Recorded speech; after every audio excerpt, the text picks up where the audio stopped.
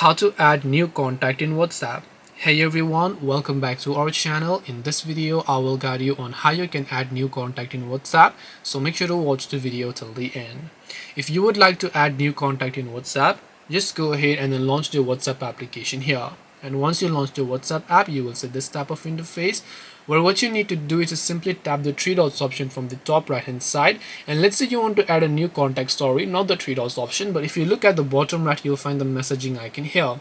So I'm extremely sorry for that. You want to make sure to tap the messaging icon over here, and then here you'll find the option called new contact. So tap the new contact option. As you tap the new contact option, enter the contact first name, the last name, the country, and their phone number. If you don't have their phone number, of course you can't add them. Tap on save option, save to your email or your phone, tap on save, and that new contact will get added to your WhatsApp. This way you can add new contact in WhatsApp. Hope this video was very helpful. If you have any questions, feel free to leave them down. Thank you for watching till the end, and see you soon in the next video.